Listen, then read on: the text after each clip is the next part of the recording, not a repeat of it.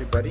We're going to be spatchcocking a turkey today, and that's sort of like roadkill. So we're going to be flattening out a turkey. This turkey is 30 pounds. We've gone onto YouTube and taken a look at all the different ways to spatchcock a turkey. And unfortunately, the turkeys that we've seen on YouTube have only been up to 18 pounds. This turkey is a whopping 30 pounds. So we'll be using industrial equipment, because what we saw on YouTube was scissors, and an 18-pound turkey, it looked very difficult.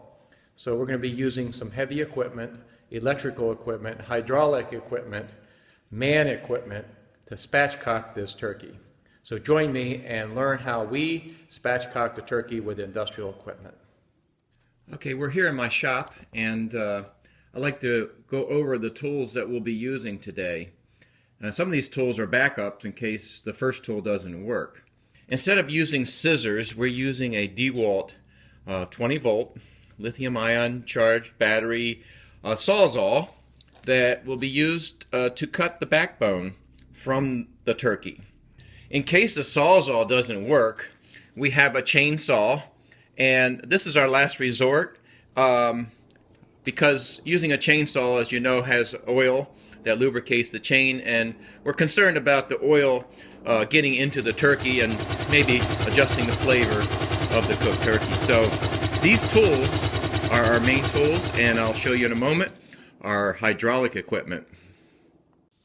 So we've taken this laser and used it to hold alignment. We've made two lines using a Sharpie pen. The Sharpie pen was used to make two lines representing the two cuts. We've got a prepared area because there could be a lot of material flying, and this is our DeWalt battery-powered sawzall with a fresh blade. I've cleaned up the saw, so it's pretty clean. I'm wearing safety glasses. As I mentioned, safety is very important. We've done an analysis of the different hazards, and we believe that, you know, stuff coming into the eye could be a hazard, so we have safety protection. I've had training on this saw. I've been using it, you know, since a childhood, so I've got about 50 years of experience on this piece of equipment. I think after we see this demonstration of how to cut the backbone out, we'll know how important this is to have one in the kitchen. Now, so we're going to go ahead and put this on one of the lines that I've marked with the laser.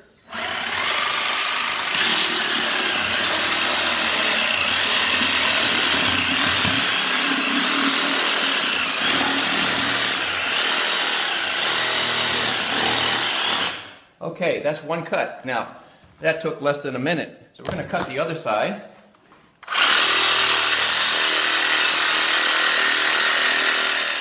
There you go. This is the backbone.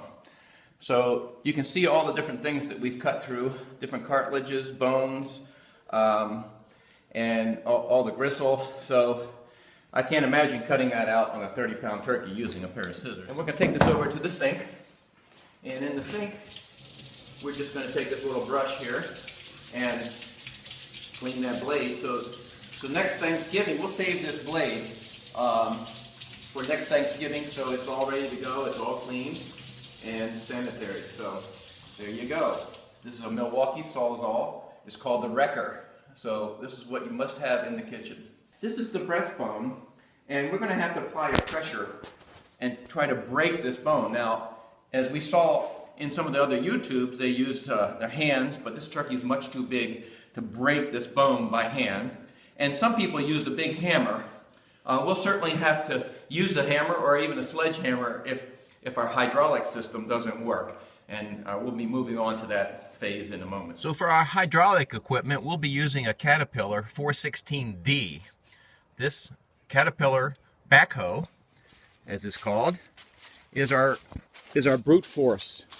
This will replace, of course, the hand operation or the mallet to break the breastbone. Okay, we're at the scene where we're going to use the hydraulic equipment. We talked about the Caterpillar backhoe. We're going to be using a PetSmart Frisbee to protect the turkey from direct contact from the equipment. And we're going to be looking at each of the different methods before we decide on the final method.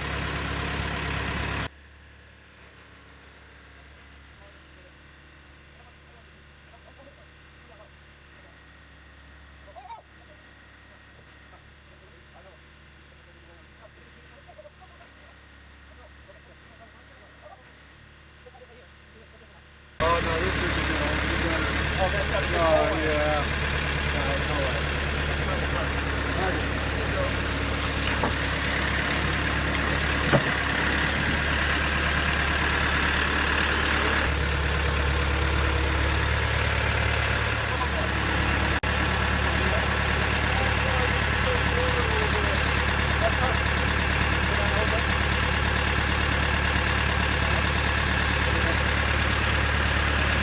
Perfect! We got a picture. All right.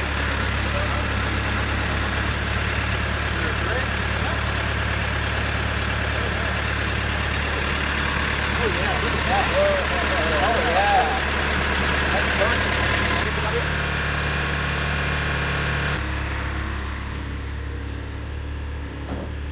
Rosemary, thyme. Oh, and some ginger. That's Garlic.